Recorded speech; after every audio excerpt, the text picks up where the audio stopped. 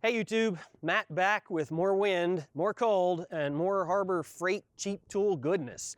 This is my 7-ton electric log splitter, which I got, I'm gonna say for right around 200 with the 20% off coupon. That's the good news. The bad news is they don't sell this exact thing anymore. The one they have now is closer to 250, 260, and is only a 5-ton model. They put a smaller motor on it. They put little hard plastic wheels instead of these nice pneumatic ones. So you're actually going to be better off if you're in the market for something like this to either look for this particular model used somewhere or some other store that sells the exact same.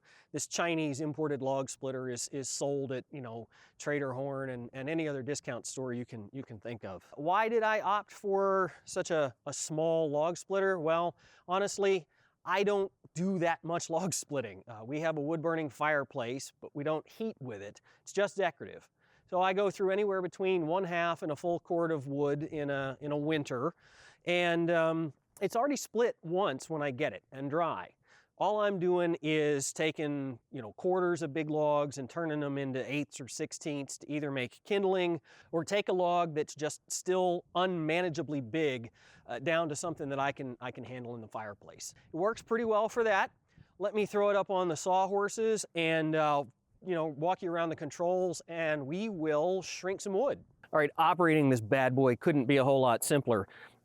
You have a green button here, which fires up the electric motor, which obviously drives the hydraulic pump. And then you have a lever back here that engages the valve and lets the hydraulic fluid flow to the cylinder that's inside of here, drives the ram, and pushes the log into the wedge. The only two things that you kind of need to know about this are that the lever actually has two positions. All the way down is full power and wait, and wait, and wait. This thing is slow when you have it cranked down like this. But typically, you only need it in this position for the initial contact of the split. Right when this thing makes contact with the log and is doing its first little bit of splitting is when you have to have it all the way down here. The rest of the time, if you bring your arm up even with the carry handle, you go into the high-speed mode. It's a different valve arrangement, and this will travel about 3 times as fast down the bed of the log splitter, making pretty short work of getting from its at-rest position to contact with the log, push it down, do the first part of the split, and then come back up to finish splitting as far as you're going to go. Only other little bit of operational nonsense is this bleeder screw right here. You have to make sure that this is open to get air in and out of the hydraulic reservoir chamber. When you store this unit or when you transport it, you're supposed to close this thing so that no water or dust or anything gets into the chamber. You can do this by hand. I think is probably good enough. Obviously, it's a Phillips screw. You could crank it down if you really wanted to. Down here at the bottom of the chamber is the plug for the hydraulic fluid reservoir. This is also the dipstick. If you stand the unit upright and unscrew this thing, you pull it out and you read it just like the dipstick in your car. This is really my only gripe with the whole unit. The threads on here were cut very poorly. You may even be able to see that this is a little cockeyed. It's kind of cross-threaded and it really wants to leak, but the unit stores upright, so the leaking isn't really a problem. And I have checked it a couple of times. The hydraulic fluid doesn't seem to need to be changed or replenished, maybe once a year or something like that. So for the price, I can deal with the threads. Okay, enough chit chat. Let's turn this thing on and let's take some big wood and make it small.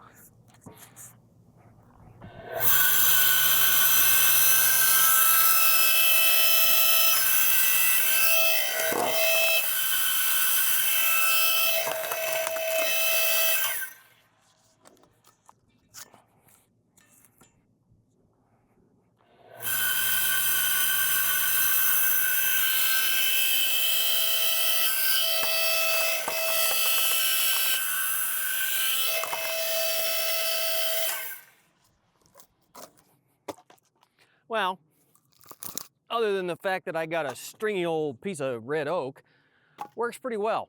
What can you do to make it better? There's really only 2 things you can do to make this better. Number 1 is you can sharpen this wedge. Just, you know, just a little bit. It doesn't have to be a razor sharp point. But when it comes from the factory, frankly, it's, you know, it's pretty blunt. It's a weld seam. And then it's got a couple of coats of cheap paint on it, which are going to come off anyway. So I just took a flap disc on the angle grinder and went up and down here and again, you know, just brought it down to an actual point so it dives into the log pretty well.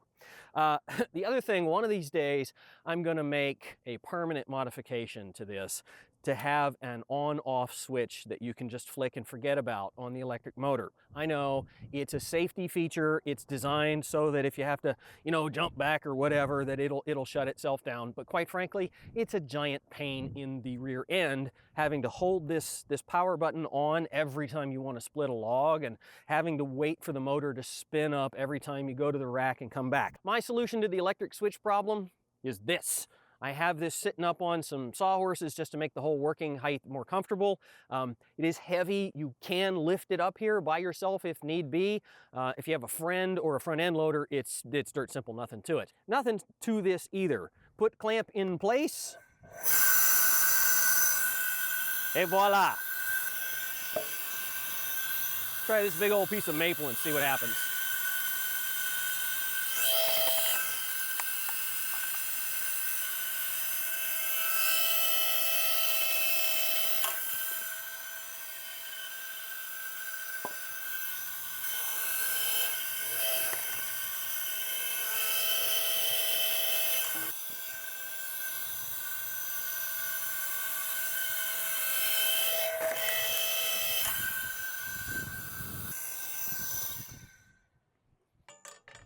Whew! Okay, folks, well, the wind and the snow have kicked up. Well, snow, flurries. It's cold, never mind. So I am going to turn off the camera so I can do this a little faster. Questions, comments, put them below. I've had this a couple of years, so I kind of think I know the ins and outs of it, but frankly, there's not much to it. If you are a good candidate for a light-duty log splitter, there's no point in spending any more money than 20% off at Harbor Freight. If you need bigger capacity or more force, don't even bother. There's no way to change this thing. It kind of is what it is. So it's either for you or it's not. In the meantime, stay safe, YouTube.